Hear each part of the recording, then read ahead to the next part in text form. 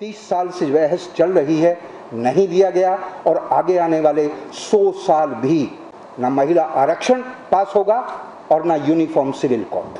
लेकिन 70% आज भी घटनाएं हैं जिसमें महिलाओं के प्रताड़ना का एक बहुत बड़ा कारण है। कोई ज़रूरत नहीं है एनसीडब्ल्यू की इस देश में, जहां पर दलित महिलाओं पर होने वाले अत्याचारों के खिलाफ एक शब्द नहीं बोला जाता है, एक लेटर नहीं लिखा जाता है, किसी को बुलाया तक नहीं जाता है, उनकी सुनवाई तक नहीं होती है। तो ये एक पैट्रियार्की का जीत है, क्योंकि कोई भी महिला एक महिला के खिलाफ खड़े होने का उसका एक मानसिकता ऐसा क्यों हो गया। पिछले 20 साल से 25 साल से इस देश की तमाम राजनीतिक दल जिस किस्म के चुनावी घोषणाएं, जिस किस्म के वायदे, जिस किस्म के हर बार कहते हैं कि हम महिलाओं को विधानसभाओं में और संसद में 33% आरक्षण देंगे, लेकिन दोस्तों, साथियों, ये अधिकार महिला आरक्षण का विधानसभाओं में और संसद में, मैं ये समझता हूं कि अब तक 30 साल से बहस चल रही है, नहीं दिया गया और आगे आने वाले 100 साल भी ना महिला आरक्षण पास होगा और ना यूनिफॉर्म सिविल कोड, ना 370 हटेगी और ना अयोध्या का राम मंदिर बनेगा। और जिस भी राजनीतिक दल में यह हिम्मत हो कि वो महिला आरक्षण बिल पास कर दे, वो आगे आए। और इसमें तमाम राजनीतिक दल वैचारिक आइडियोलॉजिकल डिफरेंसेस को छोड़ करके भी, मैं ये कह रहा हूं और सबके सामने कह रहा हूं और बार बार कह रहा हूं कि महिला आरक्षण बिल और यूनिफॉर्म सिविल कोड आने वाले 100 साल भी पास नहीं होगा, नहीं होने देंगे। क्यों? क्योंकि ये सारा का सारा खेल, राजनीतिक खेल सत्ता का है और जो पुरुष सत्ता स्त्रियों को गुजारे भत्ते तक का अधिकार नहीं लेने दे रही, सौतेली बेटियों को गुजारे भत्ते तक का अधिकार नहीं लेने दे रही, वो सत्ता में आपको 33% सत्ता का अधिकार देगी।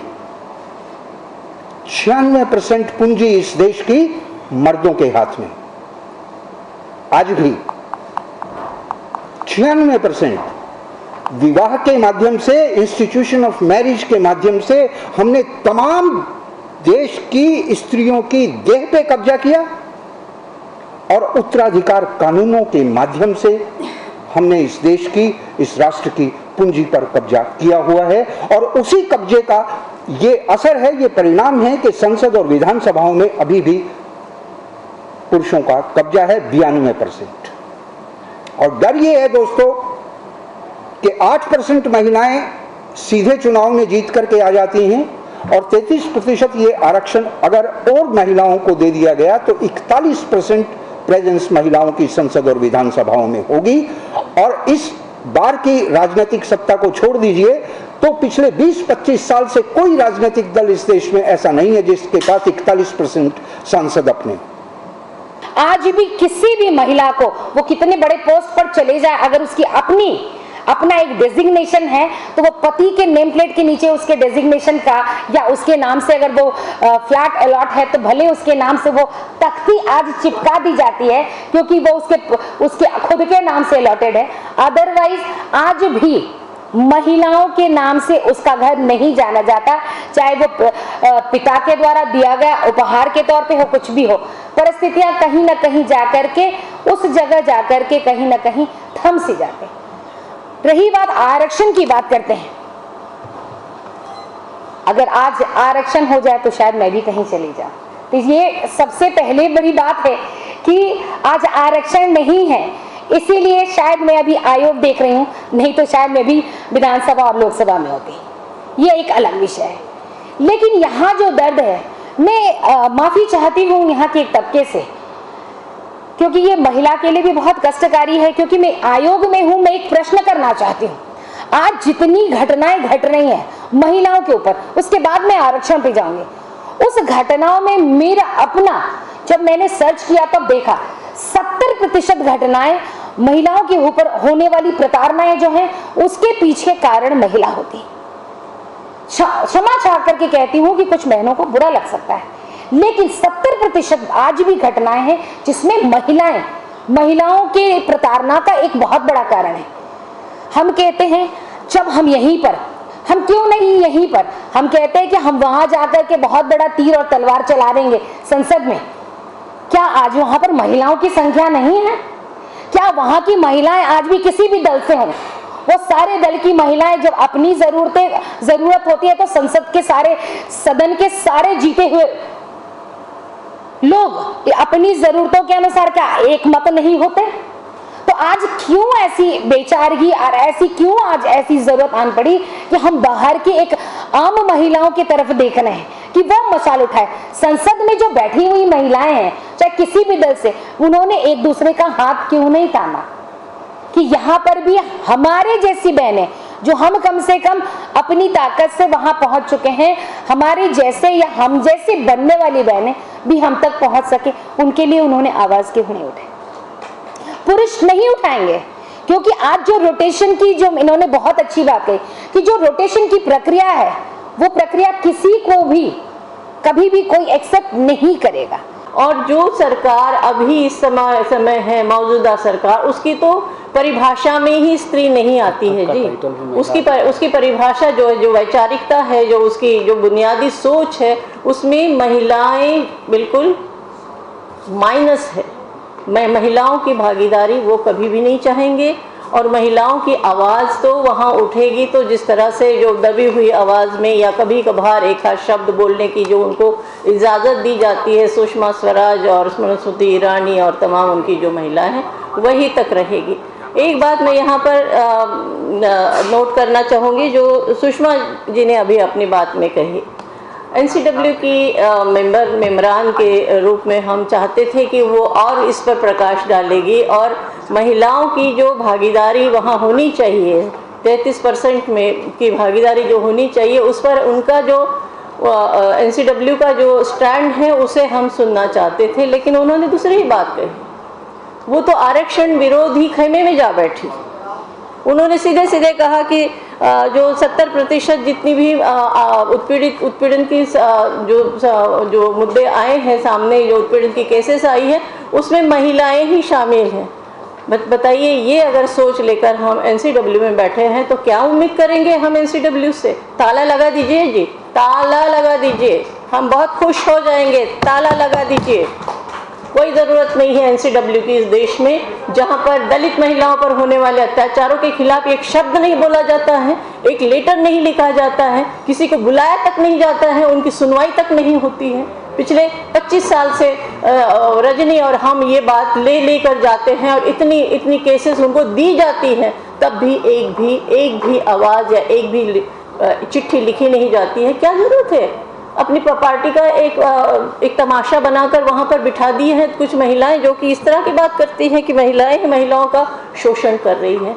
ये पुरुषवादी सोच कितनी हावी है हमारे ऊपर, और ऐसी ज़्यादातर महिलाएं आपको मिलेगी क्योंकि उनका पूरा जो कंट्रोल है वो पुरुषों के हाथ में है। उनकी कोई आवाज़ ही नहीं है, और जब वो उठने की कोशिश करती है बेचारी, अब यहाँ उनके लिए बेचारा शब्द इस्तेमाल करना पड़ेगा, वो बेचारी हो जाती है और वो उन्हीं की भाषा में बोलने लगती है। जैसे कि आरक्षण के लिए उन्होंने यही बात कही कि वहाँ पर 5 साल के बाद अगर बदलता है, उम्मीदवारी बदलती है तो कौन इसको मानेगा? तो आवाज़ हमारी उनके साथ खड़ी हो गई। हम नागपुर में जो सम्मेलन हुआ, उस सम्मेलन में जो 8 प्रस्ताव पारित किए, उनमें से 7वां प्रस्ताव ये महिला रिजर्वेशन पर था, जिसे सुलोचना बाई डोंगरे ने प्रस्तुत किया था।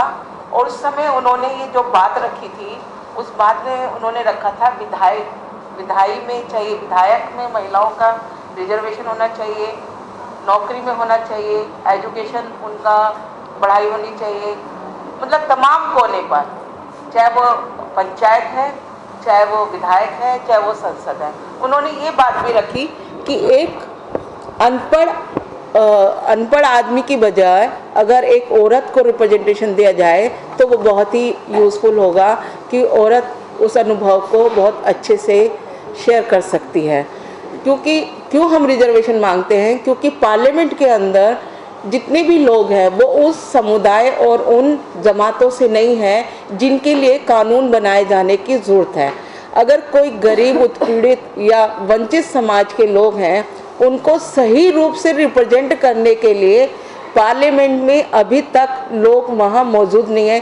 बेशक राजनीतिक रिजर्वेशन है, उस राजनीतिक रिजर्वेशन में भी पार्टी लेवल पे जो नुमाइंदगी होती है वो अपने पार्टी के कंट्रोल में होता है। अगर महिलाओं को 33% आरक्षण मिलता है, उसमें सभी समुदाय की महिलाओं को अगर समानुपातिक रिप्रेजेंटेशन मिलता है तो वो अपने समुदाय के दिक्कतें और मुश्किलें और या उनकी जो ज़रूरतें हैं उन पर वो कानून बनाने के लिए वहाँ पर उपस्थित होंगी। सिसकता रहेगा मानस समय की धार से कब तक, अंधियारे को चीरकर उजाला होगा कब तक, अंधियारे को चीरकर उजाला होगा कब तक। ये मेरी पंक्तियां हैं, ये एक आरक्षण को लेकर एक है, लेकिन उम्मीद और आशा और विश्वास ये है आज के समय में महिलाओं के अंदर भी जो विरोध करने की, प्रतिरोध करने की एक धारा जो बहने लगी है। अगर एक बिल्कुल एकदम एक अभी जो उदाहरण आपके सामने है बहन मायावती जी के बारे में जिस तरीके से बोला गया, लेकिन उसका जो विरोध जो समाज के अंदर नजर आया, मैं उस विरोध के ऊपर अपनी बातचीत करना चाहती हूँ। जहाँ महिलाएं कट्टरवाद की तरफ या सत्ताधारियों की भाषा बोलती हैं, लेकिन उससे कई गुना ज्यादा उसको भी देखने की जरूरत है जिसमें सारी महिलाओं ने, भले ही वह किसी भी विचारधारा से संबंधित हो, बहन मायावती के ऊपर किए गए जो आक्षेप, वो जो एक टिप्पणी थी उसका विरोध किया है।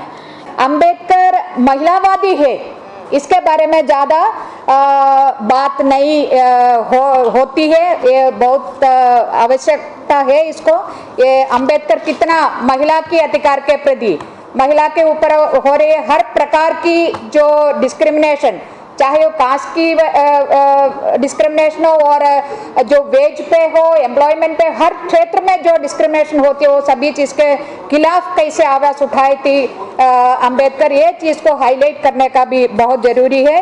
और मैं बहुत चीज़ बोलने का टाइम नहीं है, मगर सिर्फ ये बोलना चाहती हूँ, देखो ये पैट्रियार्की का कितना बड़ा एक जीत है हमारी इस मंच पे भी हमने देख रही है। 75% जो वायलेंस हो रहे महिला के खिलाफ वो महिला ही कर रही है, बोल रही है। एक महिला की कॉन्स्टिट्यूशनल राइट्स को सुरक्षित करने का एक संस्था है देश का NCW, उन्हीं की ये ऑफिशियल डेटा बोल रही है। तो ये एक पैट्रियार्की का जीत है, क्योंकि कोई भी महिला एक महिला के खिलाफ खड़े होने का उसका एक मानसिकता ऐसा क्यों हो गया, जो स्किन का ऊपर ट्रीटमेंट हमें नहीं चाहिए, हमें उस जड़ तक जाके मुद्दे को पकड़ना, इश्यू को पकड़ना, उसका इलाज करना। आप वो नहीं करेगी, आप सिर्फ कॉस्मेटिक ट्रीटमेंट हमें नहीं चाहिए। और ये हम समझते हो ये पैट्रियार्की का एक बहुत बड़ा चालाकी का खेल है, इसको हमें समझने का बहुत एक आवश्यकता भी है। एक ही एक बाधा है रिजर्वेशन के खिलाफ अभी खड़ा है, वो पुरुषा क्या पैट्रियार्की है। हर लोग ये सोच रहे अरे कुर्सी महिला के लिए कैसे छोड़ूं, ये एक बहुत बड़ा प्रश्न है। सब लोग, सभी पार्टी तैयार है महिला आरक्षण के लिए, जो SP हो या RJD हो, वो लोग भी तैयार है कुछ ना कुछ परसेंटेज देने का, मगर पूरा देने का तैयार नहीं, क्योंकि महिला के लिए क्यों जोड़े, वो घर में रहे। तो ये एक जो अंबेडकर ने जो बोला मनुवाद महिला को एक डिग्रेड करती है, उसको हमें क्या है तोड़ना है। और तो बहुत सारी प्रकार का आंदोलन एक साथ हमें आगे लेके जाना है, करना ही होगा हमारी विमेन रिजर्वेशन, क्योंकि दुनिया आपको विवश करेगी कि आपको करना ही है। तो बहुत बहुत धन्यवाद, जितना लोग हमारी सेशन में बैठे सबको धन्यवाद।